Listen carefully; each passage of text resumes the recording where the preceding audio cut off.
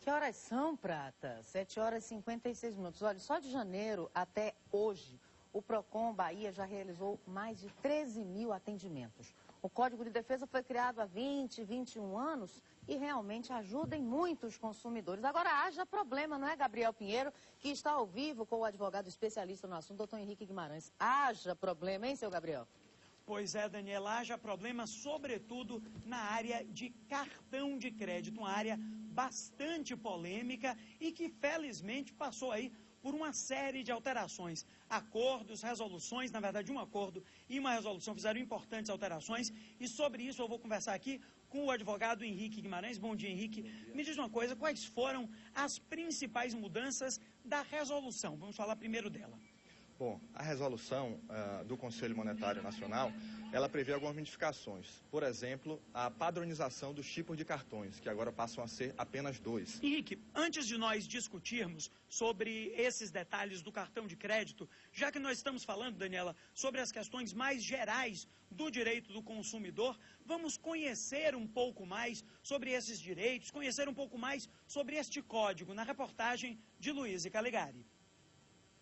Quem nunca comprou um sapato, uma roupa ou economizou para levar para casa aquele aparelho eletrônico dos sonhos? A cada segundo, uma relação de consumo é travada. A compra, o uso e a venda acontecem o tempo inteiro, até mesmo em ações simples e corriqueiras, como se alimentar. E as relações de consumo começam cedo, pela manhã. Mercearia, daí a gente vai para filhos, algumas coisas que tem que comprar para escola, enfim, muita coisa. Mas quem é esse tal de consumidor? A gente. Por quê?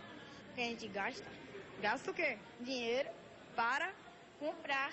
Muitas vezes, no processo de consumo, ele sai insatisfeito. Eu não tive o suporte que eu deveria ter tido como cliente, no qual a loja só se preocupou em vender. Este é o Código de Defesa do Consumidor. Ele foi criado há 21 anos e estabelece as regras de proteção e defesa para aquele que compra. Só que depois de tanto tempo, pouca gente sabe o que este livrinho guarda dentro das páginas. O senhor conhece esse livrinho aqui? Conheço sim. Sabe alguma coisa que ele diz? Não, no momento não. Hoje, muitos consumidores reconhecem seus direitos e buscam ajuda quando se sentem lesados. Eles se queixam pra valer, sem vergonha alguma. Procuram reclamar dos produtos que não agradaram, a qualidade do atendimento, do serviço que foi prestado. No topo do ranking das empresas que têm mais consumidores insatisfeitos, além das lojas de telefonia, aparecem outras de eletrodomésticos e eletroeletrônicos. Isso tem explicação. 32 milhões de brasileiros, que agora fazem parte das classes C e D, compram aparelhos que antes não cabiam no orçamento. Eletrodoméstico, roupas, Compra muito mais. muito mais. Este é o desafio do Procon, esclarecer um novo mercado consumidor que a cada dia compra mais. São aquelas pessoas que, tendo um ganho baixo, né, uma renda baixa, são também consumidores e que conseguem proteção diante de uma operadora de plano de saúde, diante de uma empresa de transporte coletivo, diante de uma escola particular do filho, graças ao direito do consumidor.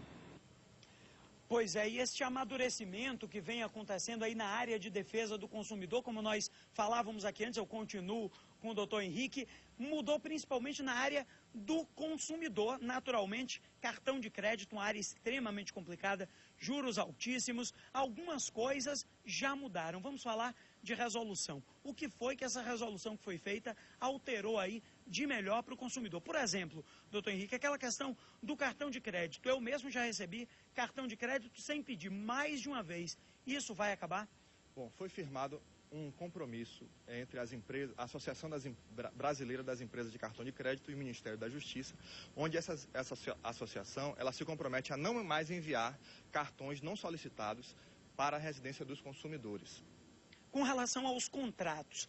Era muito difícil, por exemplo, me cito como exemplo, porque eu tenho vários cartões de crédito. Então, eu nunca vi um contrato de cartão de crédito. Eu ouvi falar que também agora nós vamos conhecer nossos contratos. Exato. Faz parte também desse compromisso firmado com o Ministério da Justiça, o compromisso das empresas de cartão de crédito de entregarem, no momento da contratação, a cópia do contrato para os consumidores, assim como também de proceder a um melhor detalhamento dos encargos e cobranças, juros, etc., nas faturas do cartão de crédito. Ou seja, a fatura vai ficar mais clara. Às vezes a gente olha ali e não entende muito bem. O que é que vai mudar na prática ali, por exemplo, na fatura?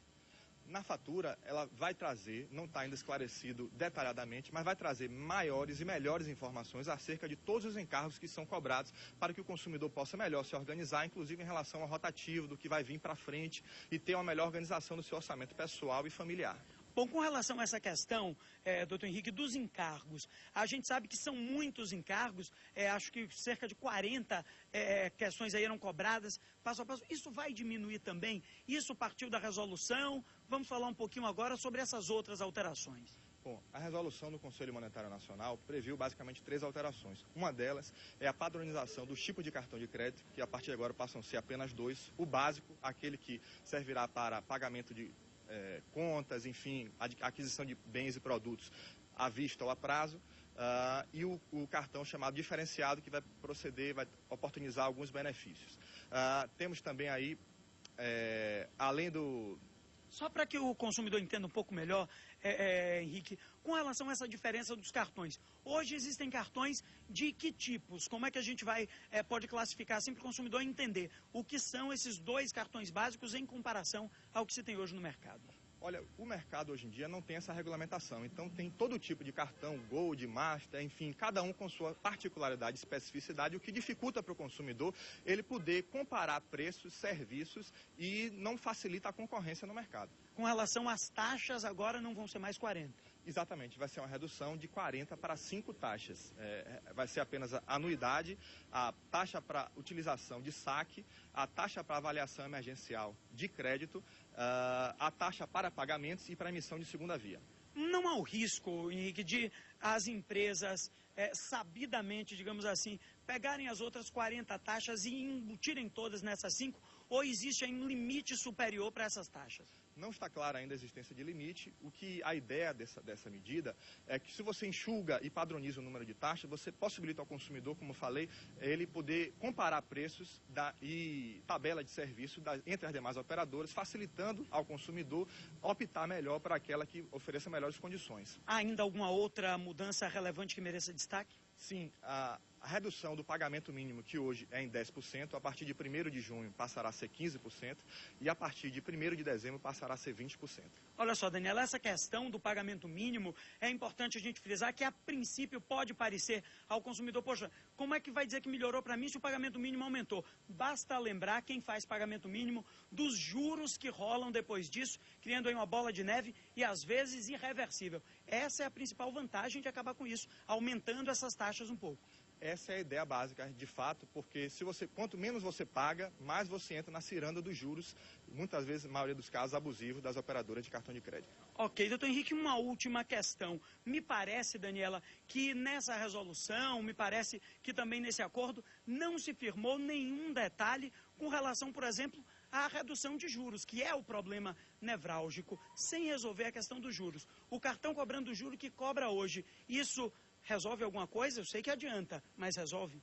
Olha, vai possibilitar uma melhor concorrência no mercado, mas o ponto principal, como você bem colocou, que são os juros abusivos que são cobrados das operadoras de cartão de crédito, juros anuais superiores a 200%, isso não foi abordado, não houve nenhuma limitação, nenhum direcionamento nesse sentido do Poder Executivo, restando ao consumidor que se sentir lesado, buscar amparo através do Poder Judiciário, através de um advogado da sua confiança ou dos PROCONs, enfim.